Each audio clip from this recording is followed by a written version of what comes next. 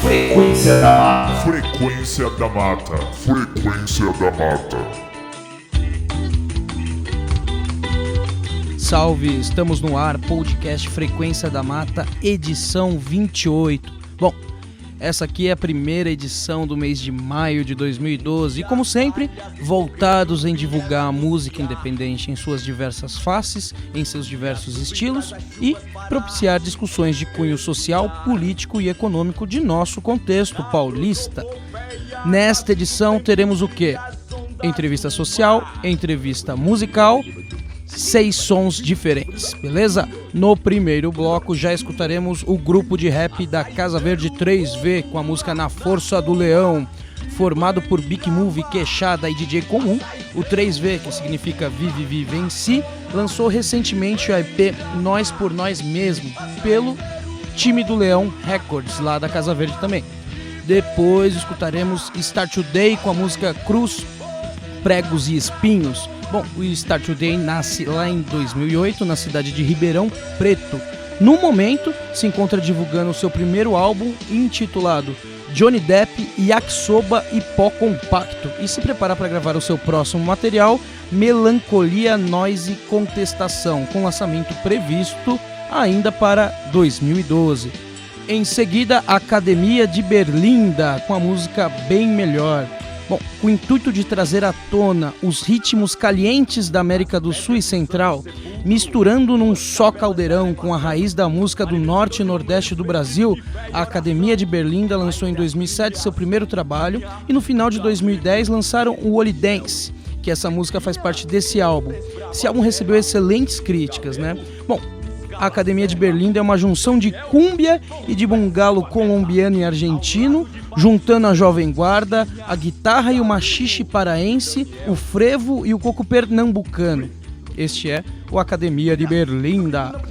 Segundo bloco, teremos entrevista com a banda Overlife Inc. O Gonta, vocalista da respeitada banda de hardcore dos anos 90, veio aqui e fez uma entrevista bem estruturada que você vai poder conferir na íntegra, que está surpreendente. Bom, o Overlife foi formado em 1994 no ABC Paulista e teve 17 anos de existência e prezou sempre pelo hardcore simples e direto.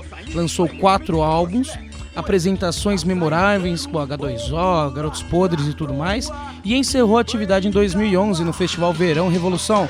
Então o Gonta faz um balanço, um histórico de toda a atividade do Overlife Inc. Também escutaremos 3 sons do Overlife, beleza?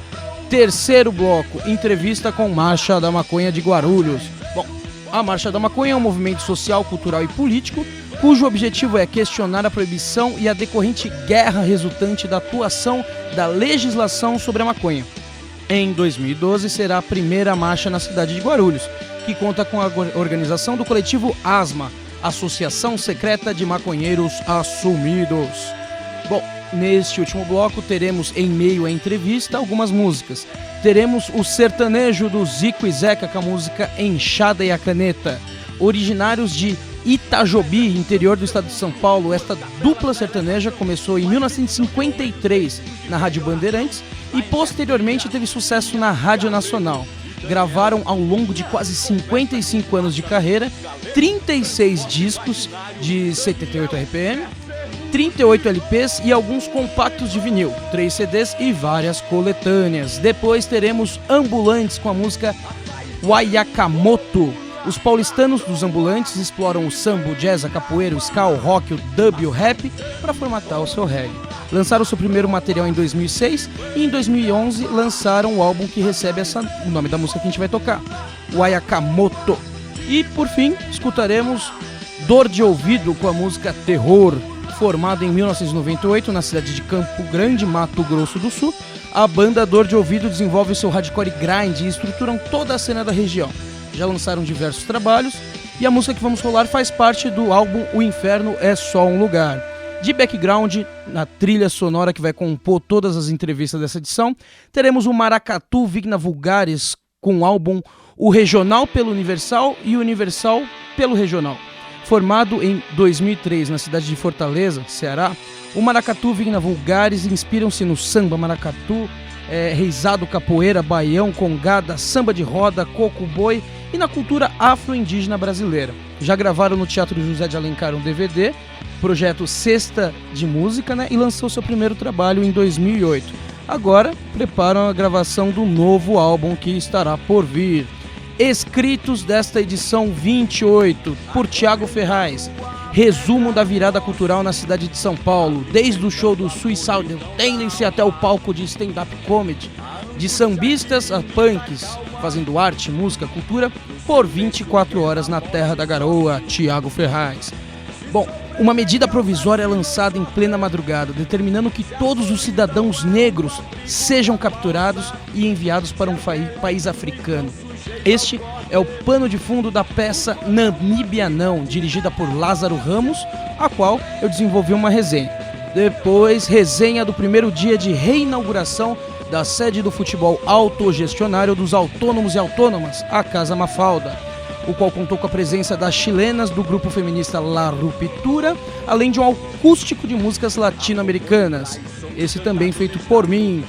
O David Oliveira formatou o texto Sexo, Drogas e Funk, que é um olhar sobre o desenvolvimento do funk na Grande São Paulo, como também explanações referentes a isto e sua relação com a periferia e com a classe média. Portanto, esta será a nossa edição 28 do podcast Frequência da Mata. Contagem regressiva. 5, 4, 3, 2, 1, 0.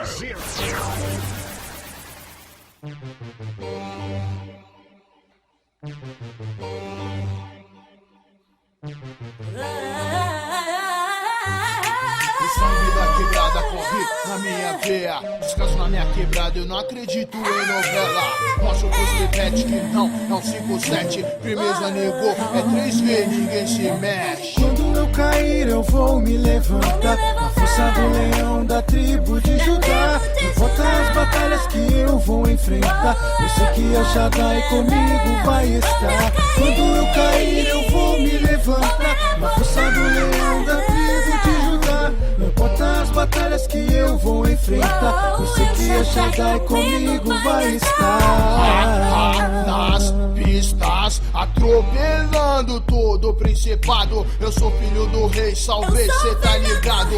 Sai, pede break, sai, que Deus é mais, eu não deslizo.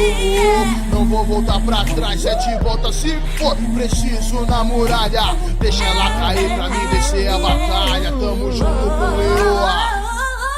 Vou caminhar e vou batalhar, eu sei que El Shaddai comigo vai estar. E as tribulações, não importa o que aconteça, Jesus é o caminho, lembre disso, não se esqueça. Você desacreditou e pensou que acabar barrigudinho de favela 3V tá no ar. Minha cara é embaixo, vocês não diziam que era pá. Agora eu tô de volta, então começa a segurar.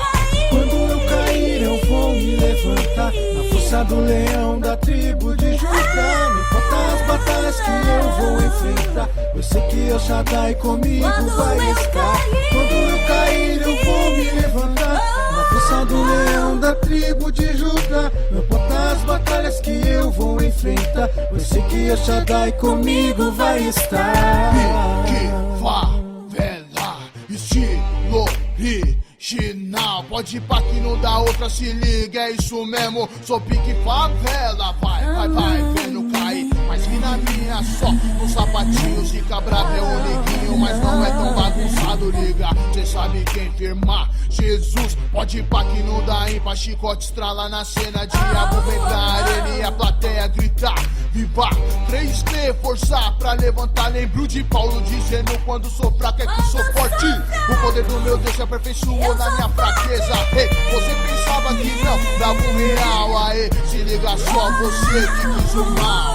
Pare de falar e preste atenção, porque nosso retorno agora é triunfar. Quando eu cair eu vou me levantar, na força do leão da tribo de Judá. Não importa as batalhas que eu vou enfrentar, enfrentar. Eu sei que a Shaddai comigo vai estar. Quando eu cair eu vou me levantar, na força do leão da tribo de Judá. Não importa as batalhas que eu vou enfrentar, eu sei que a Shaddai comigo vai estar. Independente da situação, independente da aprovação, não se desespere. Nosso Deus nunca perdeu e nunca há de perder uma guerra. Acredite no seu sonho, dê esperança à tua esperança, e Ele tudo fará. Da tribo de Judá, da tribo de Judá, da tribo de Judá, da tribo de Judá, da tribo de Judá, da tribo de Judá. Frequência da Mata.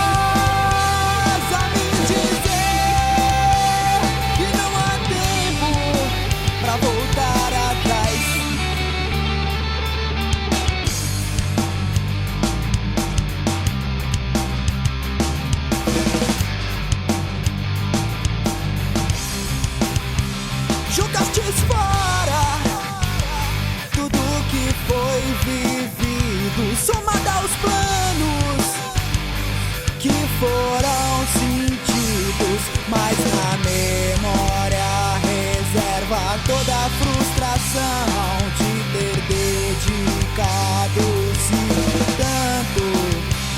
Será que é errado errar de vez em quando? Serei apenas fruto desse teu passado que sempre estará pra ti, morto e sepultado. E agora?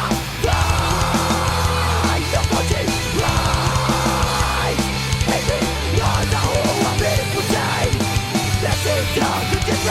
e agora sai, não pode mais. Entre nós o abismo sai, nesse troço de verdade.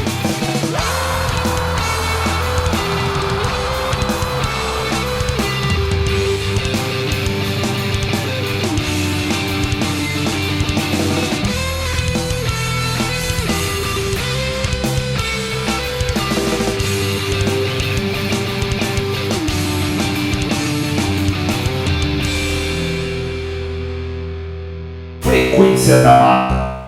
Mulher, dance comigo essa noite.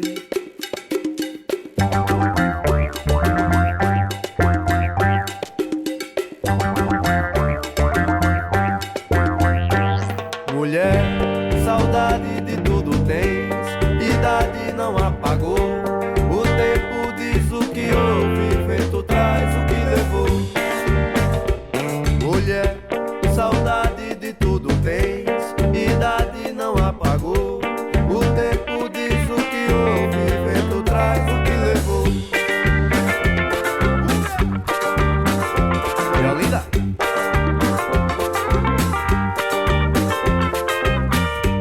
Esse jeito de criança encanta quando vejo teu sorriso.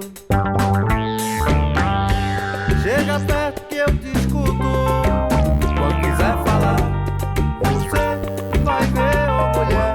Não estará mais só, se é com amor, bem melhor. Se é com amor, mulher. Saudade de tudo tens, idade não apagou. O tempo diz o que houve, vento traz o que levou. Mulher, saudade de tudo tens, idade não apagou. O tempo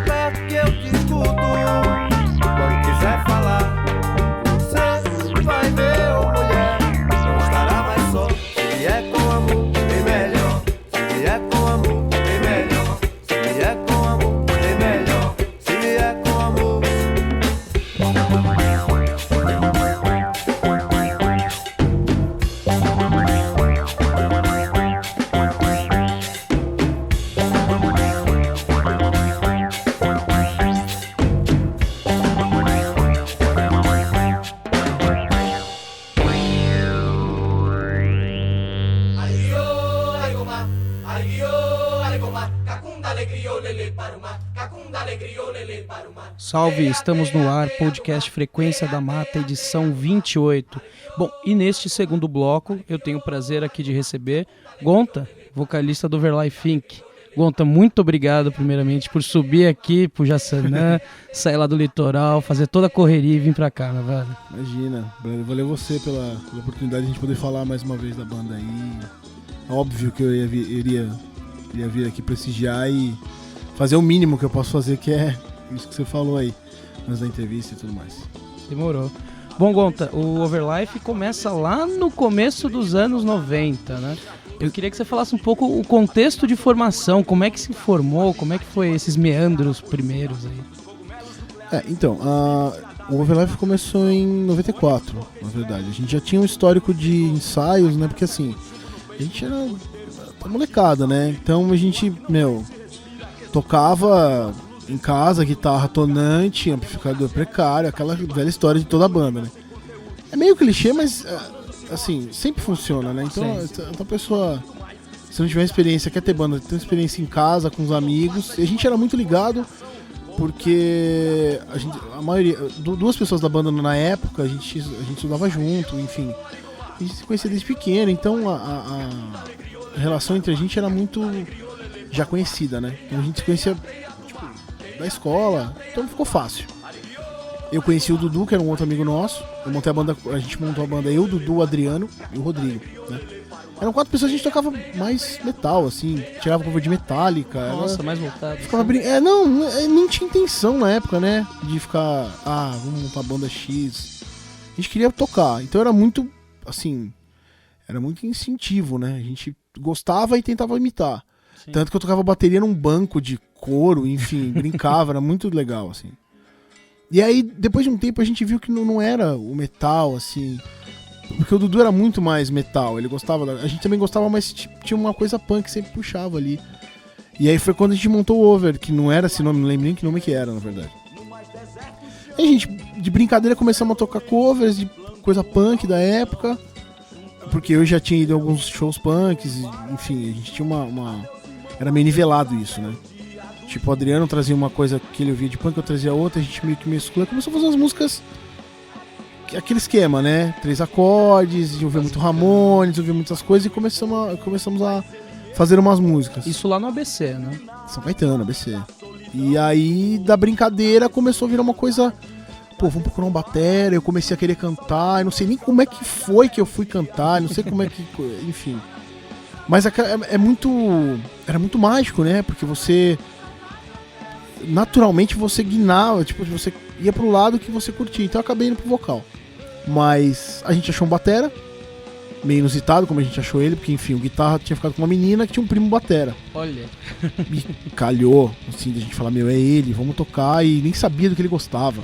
E o engraçado é que ele gostava de, cara, Echo and the Bunnymen, Cure, essas bandas mais caídas pros anos 80, assim, não era muito punk. E aí começou, tipo, dessa mistura assim, meio um pouco metal, meio punk, meio gótico. Tudo bem que não tem nada a ver com o som da época, enfim. Mas foi daí, a gente se divertiu muito, assim, a gente fez muito show bizonho, foi muito engraçado, essa época foi muito engraçada. Bom, antes do primeiro lançamento oficial, o Inocência Perdida, de 98, vocês lançaram demo. Como é que foi antes de chegar a esse primeiro álbum aí? Com o que rodou nesses 4 anos? Na verdade, Inocência Perdida é a primeira demo oficial. Oficial, exatamente, né? A gente tinha 4 demos, que era a primeira chamava Viagem, que inclusive eu acho bizonha, porque era uma época completamente engraçada. Tipo, vocal diferente, a ideia da banda começou ali, mas era muito bizonho, assim, era mais brincadeira. Mas você sentia ali que tinha uma coisa legal que ia acontecer, ia evoluir. Pokémon, né? Tipo, evoluir. E aí tem a Viagem, que é a primeira, que é de final de 94, começo de 95. Depois veio Inocência Perdida, que assim, foi tipo... Esse já foi outro lance, porque aí o batera acabou mudando pra Campinas, o primeiro batera. Houve uma mudança brusca, assim, o Dudu acabou saindo, ficou eu, Adriano, Rodrigo. A gente conheceu o Maurício, que era um puta de um retardado, tocava demais, assim, ele tinha uma pegada impressionante pra época. A gente ficou fascinado. E ele tocava na banda de uns amigos nossos também que tinham estudado com a gente. Nossa. Então a gente acabou se encontrando por causa das bandas. E aí ele entrou, foi quando a gente começou a ensaiar muito pra montar essa demo. E aí já era muito mais punk hardcore, essa demo. Aí a terceira, tem a terceira demo que chama Nada a Dizer, que já era contra-formação, que entrou o César. E a quarta que chama Simples, que era mais ou menos, que foi mais ou menos o que foi pro primeiro CD. Entendeu? O primeiro CD mesmo. Então foram 4 demos que a gente lançou.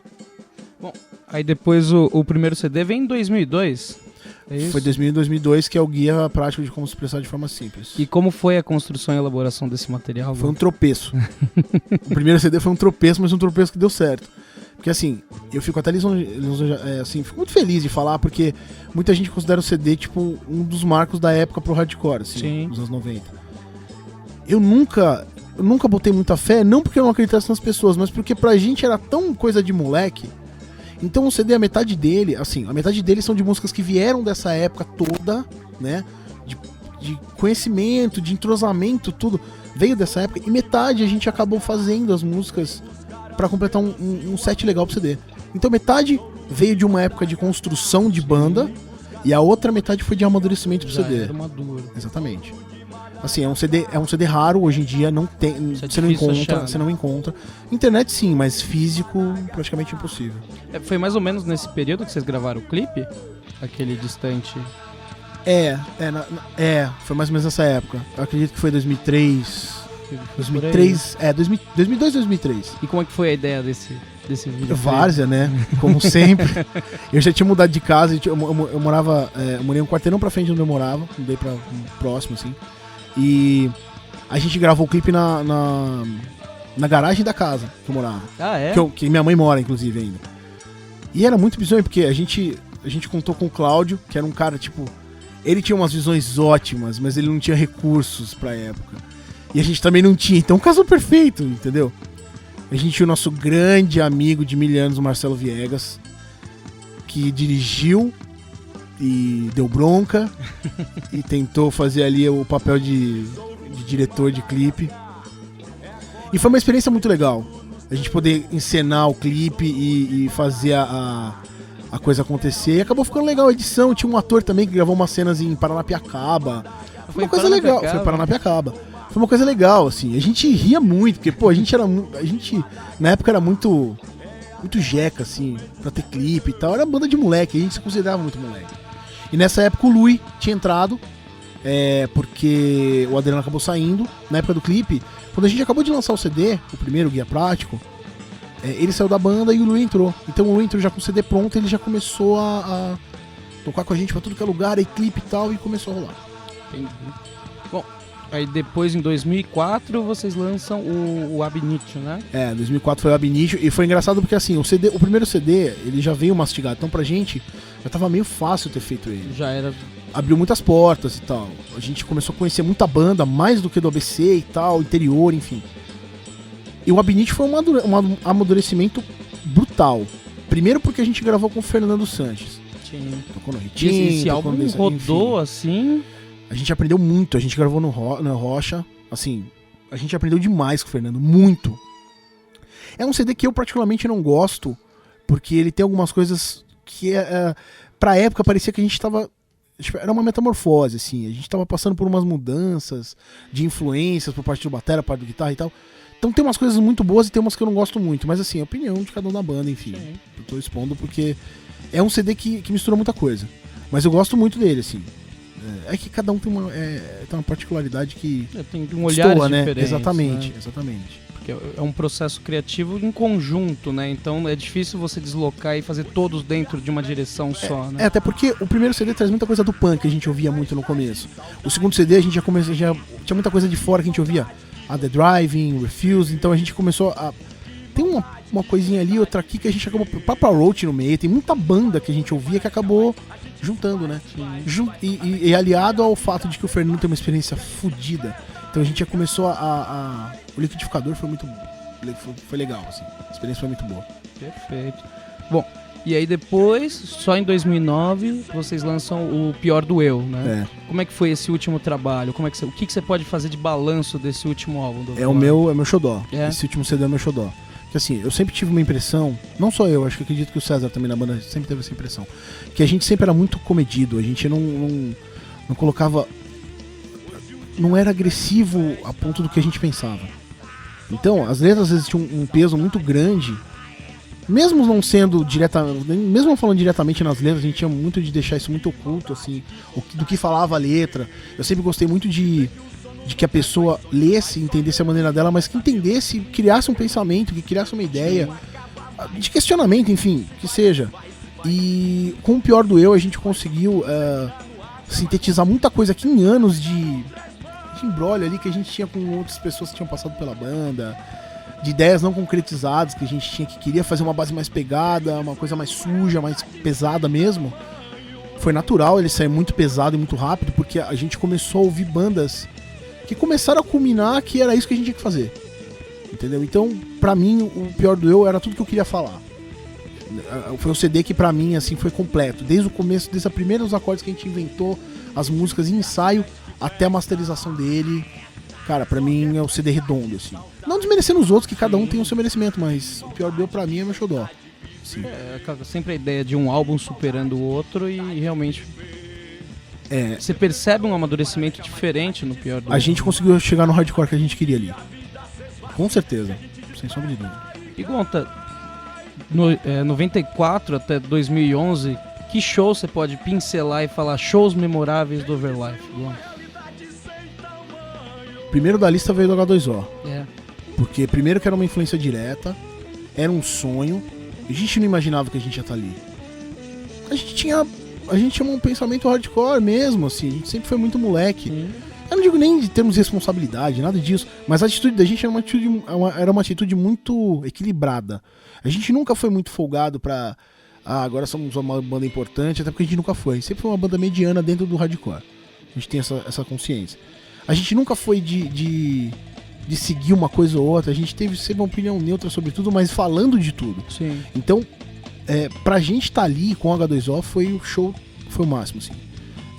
Por N motivos, pela influência, porque os caras também eram muito humildes, muito, assim, eles eram muito comunicativos, eles queriam trocar informações. Então pra gente foi o top, assim. Mas tem vários, tem milhões, a gente não considera só um... Que nem o H2O é uma banda de porte internacional, enfim, é uma puta banda. Mas, cara, todo show teve uma... Eu juro pra você, todo show teve uma particularidade, desde o primeiro, que inclusive...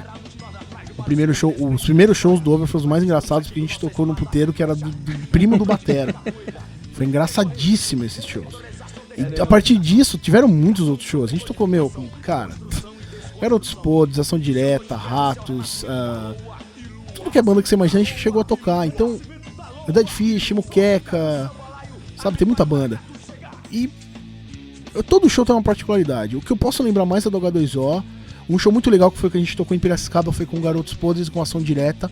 A gente, uma das coisas mais legais desse show foi ficar no camarim com o Mal, bêbado. Ele tentando ensinar a gente a falar em vietnamita e em russo. Surreal. Cara, pra mim foi uma realização de um sonho de moleque. Tá vendo eles tocarem coisas que eu cantava quando era pivete, revoltadão, sacou? Então cada show tem sempre uma coisa que acontece ali que a gente acaba, puta, aquele show é legal, aquele outro e tal. Tem pesos diferentes, né? Eu acredito que a gente não consegue esquecer show, assim. Tem sempre um que acontece alguma coisa errada que vira risada depois. Então, pra mim, o primeiro da lista do H2O e vem milhões de outros. Gonta, 12 de fevereiro de 2011, foi o verão, Revolução, último show do Overlife. Sim. O que você pode dizer daquele último show? O que ele representou pra ti? Como é que... Cara, assim, o Over era uma vida, né? Não era uma banda, era uma vida. Foram 16 anos de banda que a gente levou junto como se fosse um filho, cara. A gente aprendeu a educar, aprendeu a entender os erros, aprendeu a transgredir também, aprendeu a burlar as próprias regras da banda, que às vezes precisava pra se reinventar. Sim. Cara, ali foi um marco pra mim, eu não digo, não foi uma coisa triste, ali foi tipo foi a redenção ali. Pra mim, 16 anos de banda eu vi em meia hora. Foi tipo um choque. Mas assim, mais choque pras pessoas porque elas não esperavam. Sim. Eu resolvi no dia falar por um acontecimento que eu já tava passando por uma fase complicada de não ter tempo pra banda. E inclusive os outros membros da banda também, mas a gente nunca teve a coragem de chegar e falar, velho, acabou, não dá mais. E assim, foi difícil, mas foi preciso. Então, enquanto tocavam todas as músicas, na minha cabeça vinham todas as imagens de todas as outras pessoas que tocaram, de todos os acontecimentos, as tretas, o dinheiro que a gente gastou, o dinheiro que a gente ganhou, que foi pouco, as risadas, que foram milhares, os lugares que a gente foi. Então, 16 anos de banda em meia hora, passou na minha cabeça ali, os 16 anos. Em cada música que ia acabando, dava a impressão, pode parecer meio mórbido, mas dava a impressão que eu tava jogando uma enxadada de terra ali, sabe? Entendi. Tava enterrando, mas eu tava enterrando ali. Falei, mano, eu fiz legal, a gente fez o certo, tá ligado? Eu vi muita gente chorar, que eu nunca imaginava. E eu não tinha essa noção de que a banda era grande pra muita gente. Grande assim, de a pessoa falar, caralho, essa banda é foda, eu me importo muito com ela. Foi tudo muito intenso em meia hora. Então, eu acredito que o show foi tipo... É um tiro de misericórdia, mas não num lado negativo, assim. Precisava ser ali. A gente tava perto de amigos que há muito tempo a gente não via. Então foi tipo, foi um bálsamo ali, aquele monte de amigo nosso ali. Amigos novos, amigos antigos, que não conheciam a banda, que conheciam, que amavam, que não conheciam, que enfim. Cara, pra gente foi... Eu não parei pra pensar nisso ainda.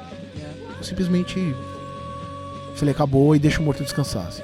Muita gente ainda fala, mas eu tô bola pra frente.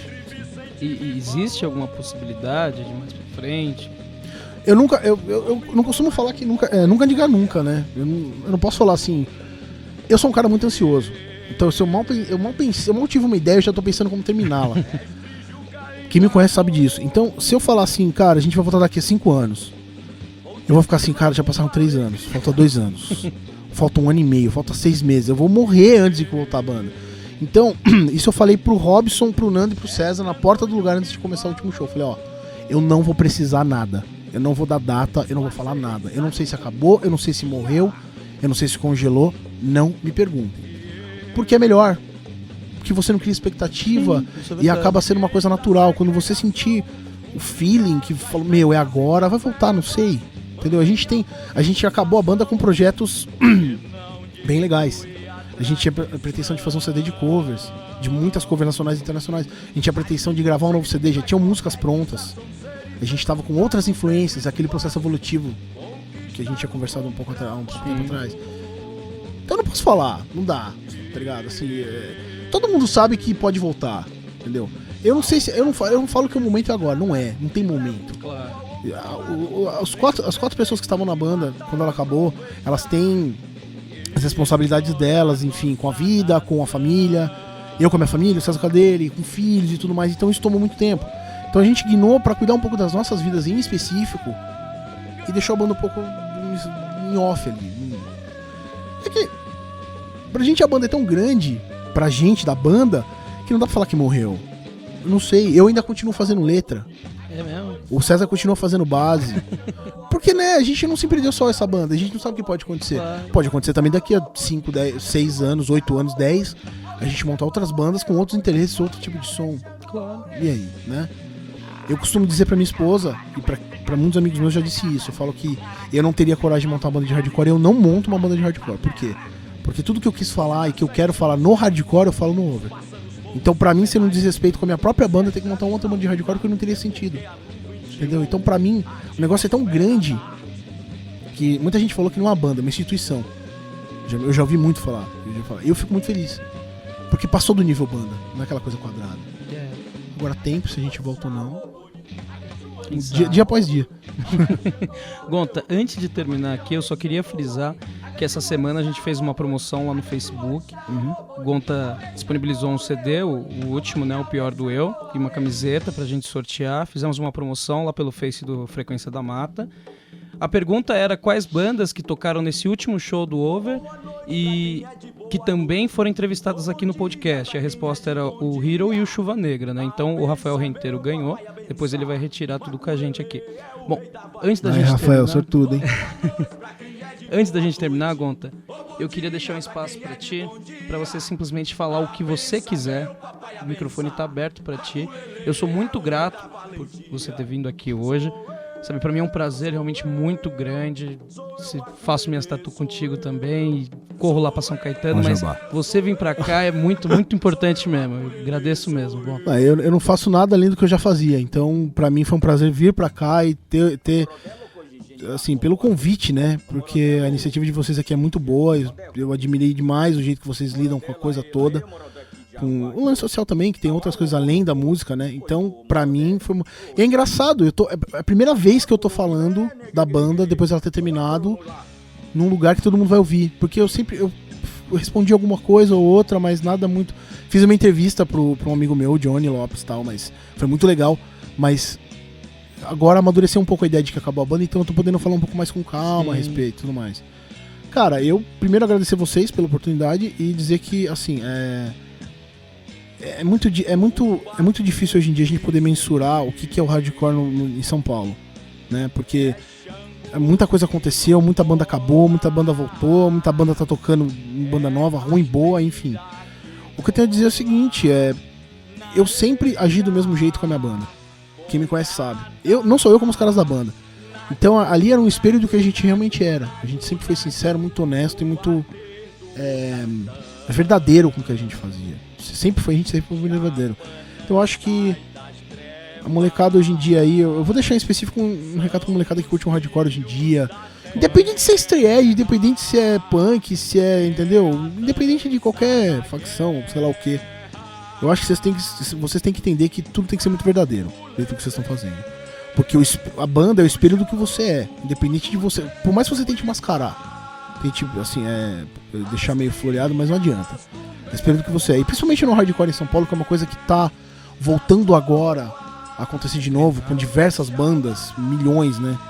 E bandas boas, né? Não só aqui, também tem o Plastifire, tem o Bullet Bane, Chuva Negra, tem muita coisa boa, tem Hellfire, tem um monte de banda que eu acabei conhecendo e que é engraçado, que me remetem aos anos 90. Sim.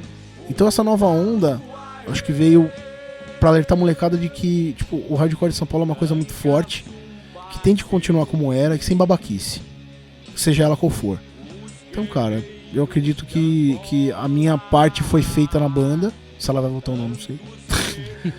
e que se alguém ouviu, não só a minha, como milhões que já acabaram, que eram muito boas também, que entenda que a coisa tem que ser verdadeira. Não importa o tamanho, não importa. Tem que ser verdadeiro. E é aquela coisa, né? Eu desafio você a ser verdadeiro sempre. Gonta, muito obrigado. Viu? Valeu você. Esse foi o segundo bloco da edição 28 do podcast Frequência da Mata. A gente vai ficar agora com alguns sons do Overlife e até mais. Isso aí, valeu.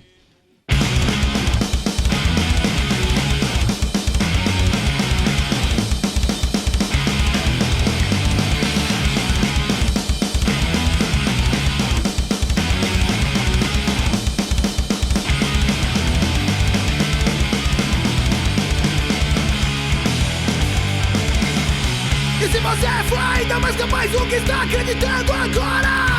E se você se torna mais capaz, sem dando mais tempo para o que quer? E se houverem mais saídas pra qualquer situação e outras possibilidades, nada é impossível! Sentido obrigatório, metas de vida falidas, ignorância arremessada do outro lado, rebatida no vai-vem da arrogância e da hipocrisia.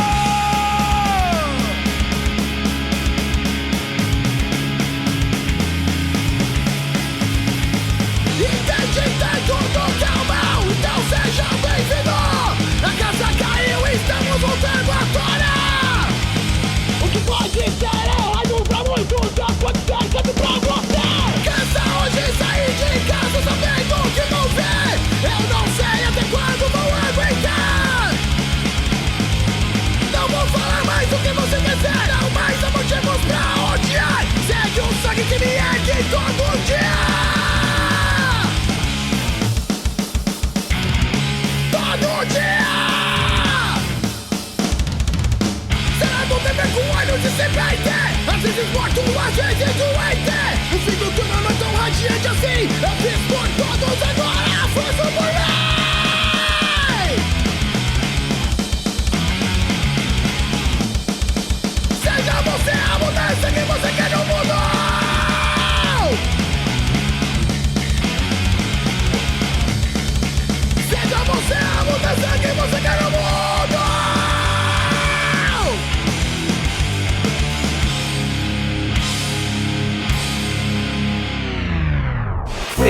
Frequência da Mata.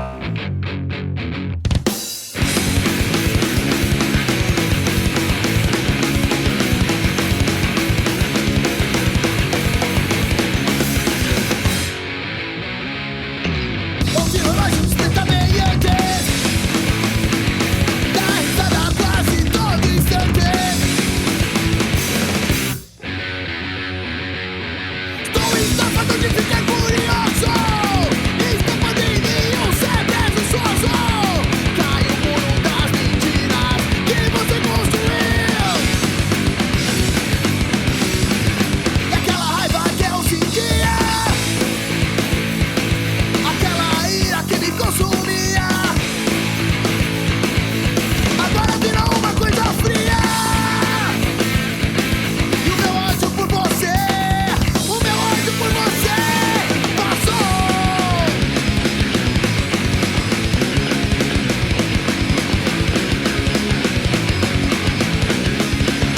Fazer tudo da mais simples forma e sentir que está cercado de normas. Uma lacuna no meu coração pra você inserir seu veneno. E arrepiar pensar que conheço você. Jogar tudo pro alto, não sabendo o porquê. Porque hoje em dia seu coração já não bate mais. Que hoje em dia Frequência da Mata.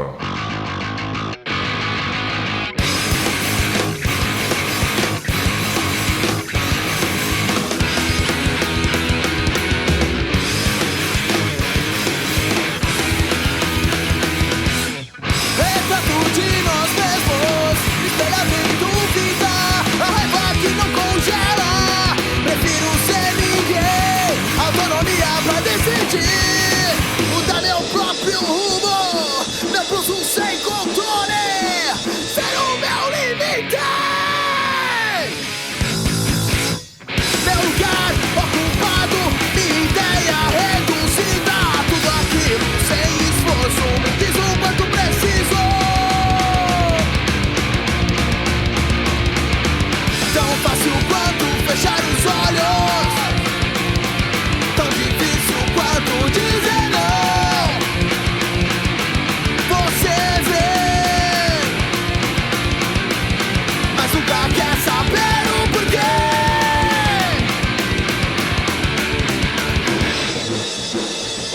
Hey!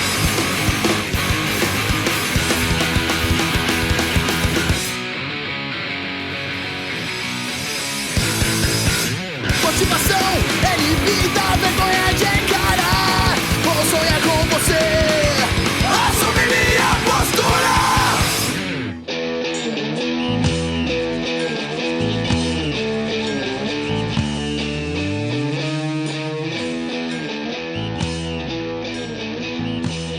Estamos de volta, terceiro bloco do podcast Frequência da Mata, edição 28. E neste terceiro bloco, que visa discutir questões sociais, políticas e econômicas de nosso contexto, temos aqui representantes da Marcha de Maconha de Guarulhos. Bom, Cerveja e Rafael, prazer recebê-los aqui. Opa, prazer é nosso, tá prestigiar também o podcast. Acho que todos os meios de comunicação que abrem espaço para os movimentos sociais já estão cumprindo o real papel social, que é o dever de todo comunicador, seja com fanzine, revista independente, banda independente, sarau ou um podcast.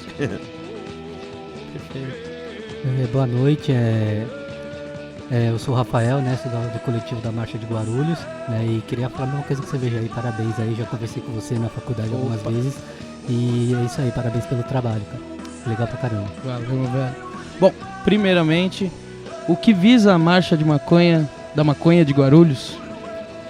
Certo. Então, para começar, acho que a origem mesmo é que a Marcha da Maconha de Guarulhos compõe um contexto global, né? Que é a marihuana, a Global Marihuana Global March, se não me engano em inglês, que está em cerca de 500 cidades do mundo.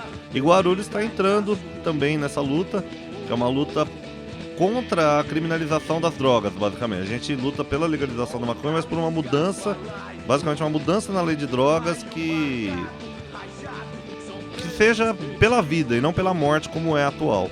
Que além de levar milhões, milhões de pessoas para a cadeia, leva outros tantos milhões para o cemitério, com substâncias que às vezes não são tão agressivas, poderiam estar regulamentadas e tendo uso médico, etc. Com uso com critério, né? A Marcha da Maconha é isso aí, é um movimento global, né? A gente tá levando ela pra Guarulhos agora. Ano passado tivemos em São Paulo, tomou porrada pra caramba lá, mas não pode parar, né? Porque é uma criminalização muito forte que existe em cima do maconheiro e, de fato, quem fuma maconha é trabalhador, é estudante, não é qualquer um. E quais são as ações propostas pela marcha?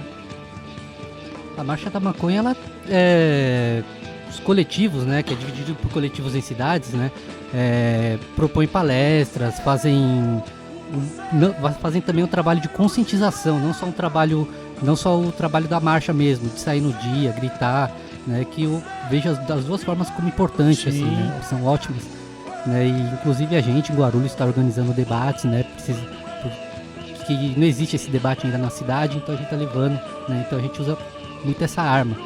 Né, e a Marcha da Maconha é o grande evento, né, o dia da festa, o dia de chegar lá, né, lembrando que é uma luta, né, mas também é muito importante todo nesse processo de conscientização, de luta pela legalização, pela regulamentação. Basicamente, essa construção, essa politização por trás em si o ato da marcha, né? Sim, tem que haver. Bom, e vocês se organizam de qual forma? Como é que é feita a organização de tanto da marcha como dessas ações por trás em si?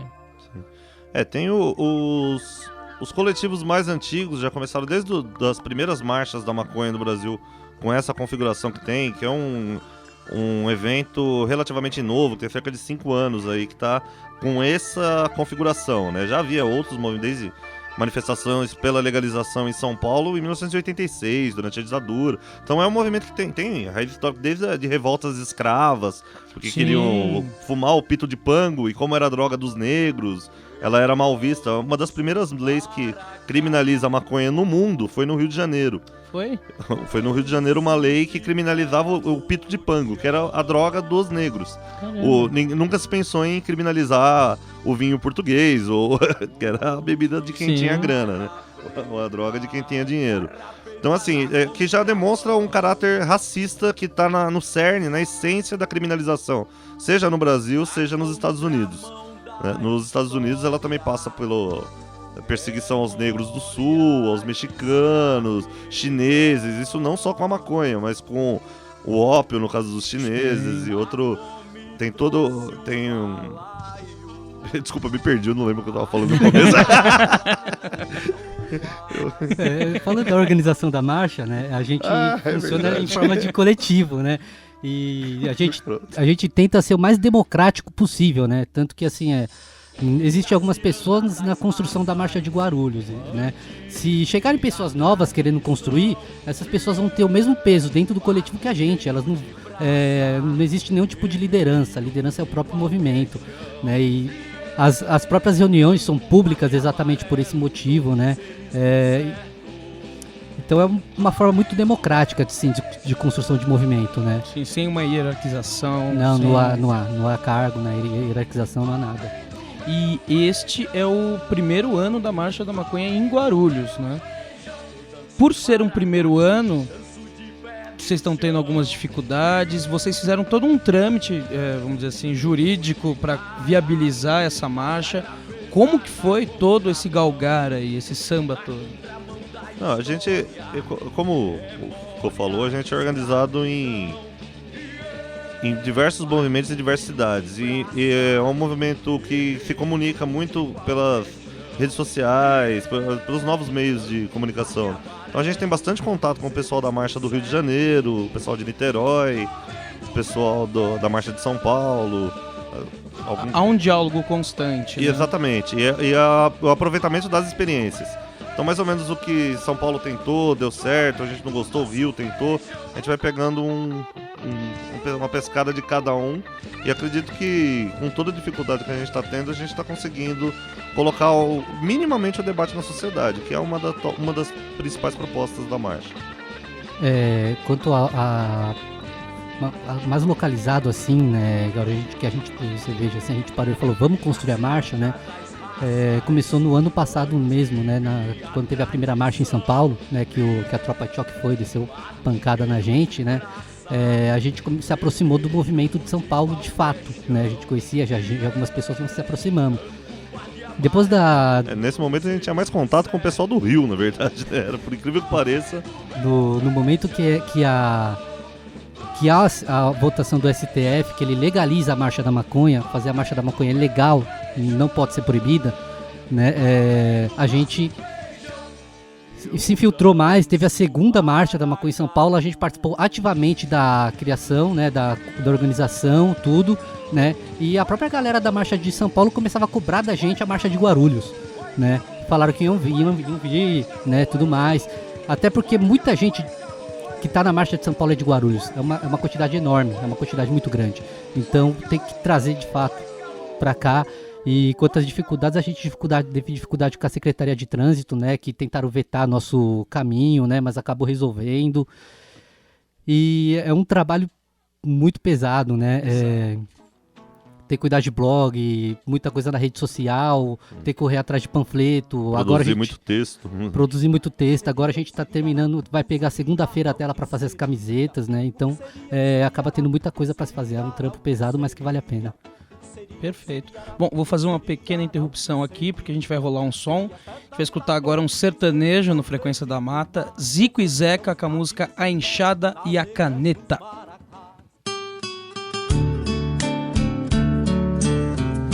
Certa vez uma caneta foi passear lá no sertão, encontrou-se com uma enxada fazendo uma plantação. A enxada muito humilde foi lhe fazer saudação, mas a caneta soberba não quis pegar na sua mão e ainda por desaforo lhe passou uma repreensão. Disse a caneta pra enxada, não vem perto de mim não. Você está suja de terra suja do chão. Sabe com quem está falando, veja a sua posição. E não esqueça a distância da nossa separação.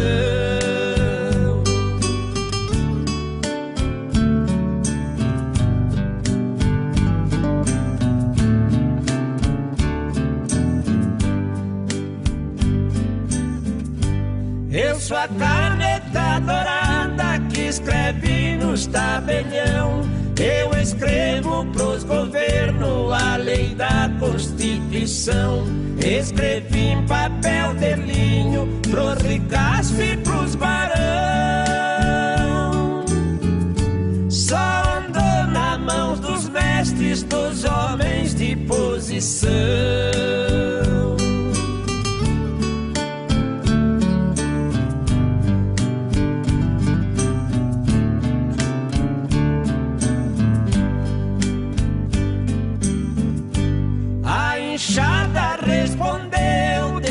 Eu vivo no chão pra poder dar o que comer e vestir o seu patrão.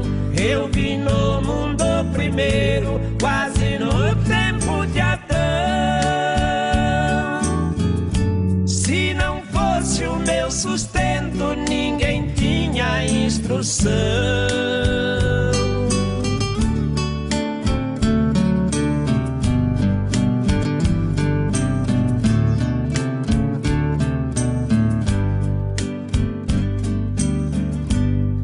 De caneta orgulhosa, vergonhada geração atual da nobreza, não passa de pretensão.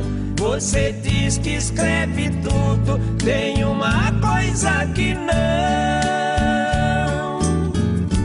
É a palavra bonita que se chama educação.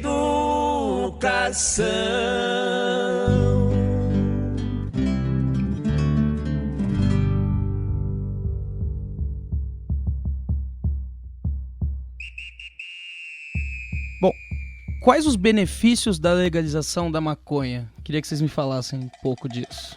Nossa, cara, isso dá várias teses de mestrado, assim, que são muitos, Pergunta com fácil, certeza. hein? Dá umas 15 horas de entrevista, assim, brincando, né? Não fácil. De cara, segundo a Organização Mundial de Saúde, de um total de 100 unidades de usuários de drogas em geral no mundo, 80% deles consomem maconha. Claro que eu tô falando em âmbito mundial, no Brasil esse número pode ser até maior, porque é um país que tem tradição de consumo de maconha histórica. Você tirar aí esses 80% da mão do crime organizado, por si só já é algo fenomenal. Claro que traria outros, que é... Você reduz um pouco a possibilidade dos falsos positivos por parte da polícia, que às vezes em comunidades agride por N motivos, seja racismo, seja motivos econômicos, tal, de pregar dinheiro do próprio tráfico. Criar o falso positivo com a droga e justificar com arma. Então reduziria a morte de várias maneiras. Além, é claro, do uso medicinal, né? Que salvaria a vida em uma outra frente, né? De uma outra maneira. Além disso, tem que falar da história, né? O professor aqui, né? A gente... Vou pegar o uso histórico da própria maconha, né? Tipo, vamos pegar até mais recente, né? A Revolução do Gutenberg, a Revolução da Imprensa, só foi possível por causa da folha da maconha. Sim. Que dá ótimas folhas de papel e tudo mais, né? As naus, os navios que os portugueses vieram para o Brasil, as cordas eram feitas de cânhamo, da parte da maconha. As velas. As velas também, né? Então, assim, é uma planta que também você pode pegar a semente dela e fazer óleo, né? Toda a planta, ela é muito útil, né? Ela não se limita em fumar, né? Não se limita em fumar. É o que a gente chama de uso recreativo. Sim. Inclusive, um dos motivos de ser proibido nos Estados Unidos, né? Foi que ela chegou lá mais ou menos na época da Segunda Revolução Industrial. E, assim, se produzia muito tecido. Então, quem produzia algodão começou a fazer a pressão muito forte, né? Para se proibir. Porque o tecido da maconha ele é muito mais resistente e muito mais barato, né? Então existe esse benefício também, né, da legalização, que seria o uso da planta para várias coisas, né? E só para concluir, o uso que chega a ser ridículo, ela tem vários benefícios para a saúde já, para tratamento de câncer, para asma. E no Brasil, ela nem pesquisa que a maconha pode ser feito para se fabricar remédio. Absolutamente nada. Né? Nada. É proibido. É completamente proibido. Alguns anos atrás, o Gabeira chegou a quase ser condenado. Não sei se foi julgado, enfim, mas quase chegou a ser condenado aí por ter importado sementes de maconha para pesquisa médica. Só que a Polícia Federal, ele era deputado federal nessa época, né? Então, o Gabeira escreveu um dos primeiros livros sobre o tema no Brasil. Claro. Hoje a gente tem outros bons livros, outros bons filmes. Depois a gente até gostaria de recomendar alguns aí, não sei nada. Vontade. Bom, há uma linha que, vamos dizer assim, de pontos que fazem que a maconha faz mal, né? Por exemplo, falam que você, sendo usuário de maconha há muito tempo, você fica mais vulnerável a ter psicoses. É uma das argumentações mais clichês que você verifica. E o ponto principal a maconha é a porta de entrada para outras drogas. Como vocês encaram essas duas argumentações? Primeiro, no anexo nenhum em falar que o cara fuma maconha, ele vai começar a cheirar, vai começar a fumar crack. Porque o motivo pelo que uma pessoa usa maconha e o motivo que a pessoa usa crack é completamente diferente. Os efeitos são diferentes, né? E quanto às possíveis doenças, você já tem um dado bom do cara lá que falou da esquizofrenia canábica? Ah, sim, tem um professor da Unifesp, Laranjeira, e ele é um dos que mais aparece na mídia, na grande mídia, na Globo e tal, enfim, falando que não, que eu tenho casos, é comprovado, esquizofrenia canábica, e aqui, ó, cerca de 10% das pessoas acontece isso. Bem, tem um neurocientista, eu esqueci o nome dele, desculpa, mas tem no blog da Marcha, da Asma, ele tem vários vídeos dele. Ele aparece dando uma entrevista também no Cortina de Fumaça, um bom filme sobre o tema. Ele rebate isso falando que não existe nenhum estudo científico, em nenhum lugar do mundo que comprove isso. E ele inverte a questão, ele fala a partir desse princípio o que acontece é que as pessoas com predisposição, por exemplo, né, a esquizofrenia gostam mais de maconha. Então se sente atraída, talvez até por um contexto. Ele fala do sistema endocannabinoide, por talvez alguma falha nesse sistema endocannabinoide possa até trazer algum benefício a eles, caso dosado da forma certa, pesquisado. E esse cara que eu tô falando não é também qualquer um. O cara é formado em Harvard, PhD, então não que eu descredenciando o professor Laranjeira. Acontece que tem um outro dado do professor Laranjeira que é interessante. Ele é dono de clínicas de recuperação onde as pessoas são internadas. Olha. Então, assim, com a legalização e outras formas de tratamento, com redução de danos, por exemplo, ele perderia o negócio dele, né? Então talvez tenha outros interesses envolvidos aí. Com certeza. Bom, vou fazer mais uma pausa aqui para agora a gente escutar o som do Ambulantes com a música Wayakamoto.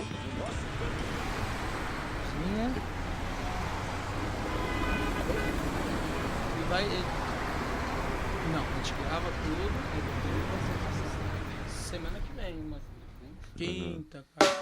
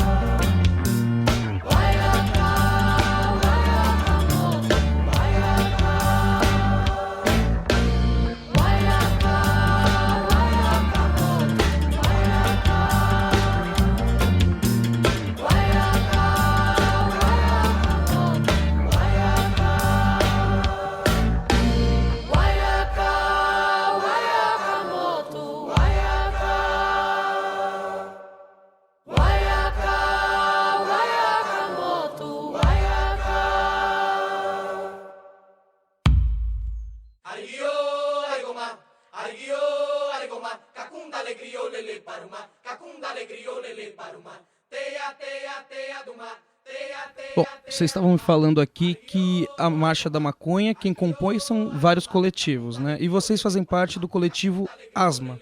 Gostaria que vocês falassem um pouco o que significa Asma e qual é a atividade, como é que ele surgiu, qual o samba todo envolvido. Certo. Essa é uma história que eu gosto muito.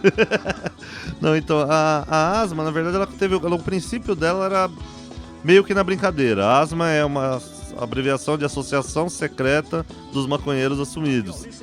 E era meio que uma brincadeira e começou a ficar sério com eu e uns outros amigos, tal, lá na década de 90, 94, 95, 96, por aí. Escrevemos um manifesto para a legalização e fomos entregar na Assembleia Legislativa e mandamos para o Congresso. Ninguém respondeu, né? Ninguém deu bola pra gente. Mas no começo ainda tava começando a germinar alguma ideia de legalização. Aí a gente atua em vários outros movimentos sociais também, seja pelo transporte, tarifa zero, movimento estudantil, movimento de moradia. E então a gente foi ganhando experiência também em outros movimentos, né? Sim, há todo um amadurecimento político para estar onde está, né? Aqui no caso da Marcha de Guarulhos, né, quem está organizando é a Asma, né? A gente tem mesmo um tom mais político na hora de discutir o tema, né? A gente participa muito dessa parte, né? E tem um grupo também, né, de alguns maconheiros que se reúnem lá em Guarulhos, chamado 3M, que tem a galera dando uma força muito grande 3M, lá. 420 CRIO. 3M 420 CRIO, né? Os caras fumavam lá na rua Três Marias e fizeram um grupo lá no Facebook 3M, né? E tem uma galera lá dando uma força muito grande também, né? Aí você vai para São Paulo, tem um grupo lá que é o DAR, Coletivo DAR, Desentorpecendo a Razão, que toca a Marcha da Maconha majoritariamente, né? A maioria é do DAR. Você vai no Rio de Janeiro, tem o Rempadão, né? Tem o MLM, o Movimento pela Legalização da Maconha. E tem vários que... Cana Cerrado, Juízo Torrado. Se for pra falar, a gente vai falar... Planta na Mente. Legalize o Boldo. Legalize o Boldo. Todos os coletivos nacionais. Aí cada lugar tem um coletivo que organiza, né? Porque se for ver, a gente acaba fazendo parte de um coletivo que é o coletivo Marcha da Maconha, que é onde todos esses coletivos se reúnem para tomar atitudes para defender a legalização. E tem uma questão, por exemplo, há diferenças entre esses coletivos. Alguns, não só por isso, mas em relação à maconha, não só enquanto à Constituição, formas de organização, de visão de mundo. Por exemplo, há coletivos que defendem a legalização da maconha, tem outros que defendem a descriminalização da maconha, a liberação da maconha, a regulamentação, a liberação do uso medicinal. Sim, várias problematizações. Exatamente. É que a Marcha da Maconha em si, ela não tem um projeto final para isso. A ideia da Marcha da Maconha é que, assim, da forma como a lei de drogas está, ela leva à morte da população. Gastos para o Estado, crescimento do crime organizado. Isso tem que mudar. O que vai vir depois, a gente vai construir junto com a sociedade. Agora, o que de fato a gente sabe é que do jeito que tá, não dá para ficar. Essa ideia mesmo, né? Cada coletivo, né, que compõe o coletivo Marcha da Maconha tem uma proposta assim, de legalização, tem uma proposta de regulamentação de alguma coisa para acabar contra a lei que proíbe o uso da maconha, e alguns coletivos falam até na legalização de todas as drogas. Sim. Bom, Rafael, já pegar um tema delicado para ti. Tu como professor, como levar esse tema para a sala de aula? Se eu falar que eu nunca levei, é mentira, né? Nunca me assumi como usuário em escola nenhuma, né? Até porque seria um suicídio, emprego, né? Assinar carta de demissão. Suicídio, né? Mas assim, eu pego e levo o debate, por exemplo, das drogas, né? Principalmente quando eu vou trabalhar também do aula de filosofia, né? Quando eu vou trabalhar, por exemplo, senso comum, né? Que fala que se legalizar as drogas, o consumo vai disparar. E a Holanda, por exemplo, que tem uma regulamentação do uso da maconha, o uso diminuiu, né? 9%, então, cerca de 9% dos jovens, enquanto na França... É o menor da Europa, né? Na França, que criminaliza, chega a 20%. A França, se não me engano, é o país que mais consome, né? E um dos que mais reprime também. Interessante, então, né? Então eu levo pra sala sim, né? Que a questão da droga precisa ser revista, né? Porque tava conversando isso com um amigo meu, né? Hoje, inclusive, o fato de eu ser usuário ou não dentro da sala é irrelevante. Eu acredito que o que vale a pena mesmo, né? É você levar uma discussão que a sociedade vai comprar a partir de agora, vai estar direto na pauta, né? A marcha é anual, então toda vez, pelo menos uma vez por ano, vai se falar isso. Eu acredito que os meus alunos devam saber o que está acontecendo, assim como várias outras coisas, como aborto e tudo mais, né? Então é um tema que eu levo para a sala, sim, para discutir e debater com o aluno o problema, né? Falar que eu sou usuário é impensável. Perfeito. Bom, quais são as expectativas para a marcha agora? Do meu ponto de vista, as melhores possíveis. Dentro não é um acordo total dentro da marcha, tem muita gente preocupada pelas dificuldades que são impostas mesmo, pela falta de grana. Falta de dinheiro, falta de tempo, porque todo mundo trabalha também. O pessoal acha que maconheiro não faz nada, não é verdade. Ele trabalha, estuda, então tem uma vida e é difícil correr atrás do movimento, né? É um movimento autossustentado, a gente não recebe dinheiro de nenhum lugar, pelo contrário, tem mais inimigo do que o crime odeia a gente, a polícia olha pra gente torto, então tudo quanto é conservador quer bater na gente. A gente apanha tudo quanto é lado, é impressionante. Cara, fazer panfletagem da Marcha da Maconha na Dom Pedro é uma das coisas mais espetaculares que tem na vida. A reação das pessoas é sensacional. Então você tem aquele cara que abre um sorrisão, tá ligado? Pega, enfia no bolso e sai rapidinho. tem aquele um tiozão que pega e fala, pô, Marcha da Maconha, pô, legal, tá ligado? Aí aquele que você acha que é mó doidão, você entrega pro cara, o cara quase te bate, mano. Pô, mano, pega já vi gente tirando Bíblia, falando, né? Vocês são do capeta, pô. Aí não dá, né? Uma visão muito simplista. Então, mas aí, quanto à expectativa de público, esse tipo de coisa, a gente não tem muita noção, cara. Porque quando a gente protocolou, isso já desde o começo do ano já está protocolado em todos os órgãos legais, tal, foi comunicado à Secretaria de Segurança, Secretaria de Saúde, a Delegacia, enfim, a OAB. A Secretaria de Transporte perguntou qual a nossa expectativa de público. Eu falei, alguma coisa entre 5 e 5 mil. O único termômetro que a gente vai ter, né, que amanhã, né, amanhã que eu falo é dia 5 de maio, tem a primeira marcha da maconha, que vai ser no Rio de Janeiro e vai ter em outras 2 cidades, né? Mas aumentou, já são mais umas 4 cidades. Vai ser o primeiro dia da marcha da maconha, né? Então assim, a gente vai ver quantos vai ter, vai começar a ver como é que... Apesar que o Rio de Janeiro tem uma história muito maior, né? Sim, mas funciona como um termômetro pra gente saber como é que as marchas vão ser esse ano, né? As expectativas da marcha, no geral, são ótimas. A Marcha de São Paulo fez um projeto aí no Catarse para recolher 15 mil reais, conseguiu, né? E esses 15 mil reais vão ser usados só pro dia da marcha mesmo. Vai ser bandeira, vai ser balão, tudo para fazer uma festa mesmo, né? E a Marcha da Maconha de São Paulo saindo forte, sendo bem repercutida, né? A chance da nossa ser boa também, ser melhor, aumenta, né? A gente tem só esses termômetros porque não tem nenhuma noção mesmo, né? Desculpa, eu lembrei de uma coisa, ficou falando agora da Marcha de São Paulo, tem uma coisa que é até para denunciar mesmo como é o preconceito em relação à maconha. A Marcha da Maconha é um movimento autorizado pelo STF, que é citado em todos os meios de comunicação imagináveis, dos mais independentes aos grandes meios, seja escrachando, falando bem, falando mal, mas um movimento que sabe que existe, está debatendo a lei de drogas. Hoje, a Marcha da Maconha de São Paulo enviou os panfletos para a gráfica. E a gráfica recusou, falando que não fazia apologia a drogas nem a prostituição. Eu não entendi onde que eles viram prostituição no panfleto da Marcha de São Paulo. Mas é só mais uma denúncia. O pessoal está procurando outra gráfica já. É só para ver como é a discriminação em relação a um objeto, a um uso de uma erva, né? Claro, já é mais um ponto pra gente pensar, sem dúvida. Bom, e quem quiser entrar em contato com vocês, quiser ver o site, quais são os contatos? Tem o e-mail, né, que é o e-mail oficial aí da marcha, que é guarulhos@marchadamaconha.org, né? A gente coloca coisa no blog da ASMA, né? Então vai estar sempre atualizado. Né, o blog da Asma é asmaconha.blogspot.com. Precisa falar o blog, né?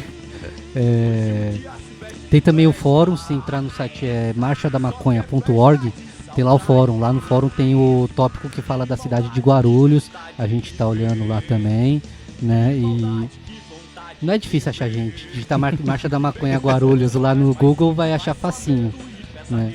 Inclusive as entrevistas, a repercussão toda que já teve, né? Perfeito. Bom, eu quero agradecer muito a participação aqui de vocês, virem lá de Guarulhos aqui no bairro do Jaçanã.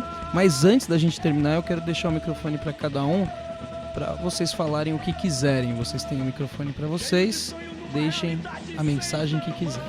A mensagem, acho que a mensagem principal aqui, né, por se tratar de uma entrevista sobre a Marcha de Guarulhos, é falar a data, né?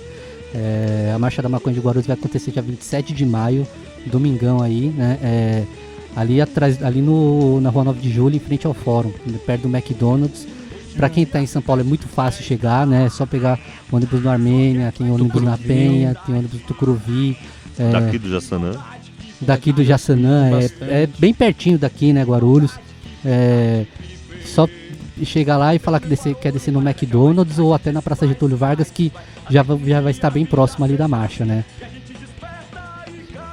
Bem, eu agradecer a força não só ao nosso movimento, mas a luta social em si, né? Que o podcast tem representado, tem se proposto a contribuir. Concordo com o Foucault quando ele fala que é importante falar a data, tal, ressaltar. Eu lembrar aí que toda a luta social, ela é importante. Você pode se equivocar em algum ponto, tal. Então, mas sempre que você tiver a oportunidade de participar de um movimento, participe dele, discuta, pense, leia sobre o movimento e tente entender ele melhor. Então, se você, por exemplo, na questão da Marcha da Maconha, dá uma pesquisada, procura, tem vídeos, tem texto, tem bons livros, tem o Quebrando o Tabu, tem o Graz, Cortina de Fumaça, o Sindicato, livros excelentes de bons, grandes escritores sobre o tema. Então, como última mensagem, eu queria deixar uma frase que eu gosto muito, que é aquela, para ninguém tem dúvida, de que legalizar a maconha vai salvar vidas. Então a gente tem essa perspectiva de mudar o mundo para melhor. Perfeito. Agradeço muito. O que vocês precisarem de divulgação, precisar de algo, o podcast Frequência da Mata sempre estará de porta aberta, viu? A gente agradece aí, valeu pelo convite. Beleza? Esta foi a edição 28 do podcast Frequência da Mata, que conta com a realização do Estúdio da Mata, a gravação, edição, mixagem e masterização de Daniel Lima, locução, organização e escritos de Fernando Konezuki, escritos sociais de David Oliveira, escritos musicais de Thiago Ferraz, fotografia de Natami de Muniz e arte de Carolina Lourenço. Bom, para acessar as informações do podcast, ver todas as edições, download, tudo, www.estudiodamata.arte.br, no Facebook, facebook.com/frequência da mata, e-mail frequência@estudiodamata.arte.br. O Estúdio da Mata localiza-se na rua Irmã Emerenciana 1161, no bairro do Jaçanã. E este foi mais um podcast Frequência da Mata.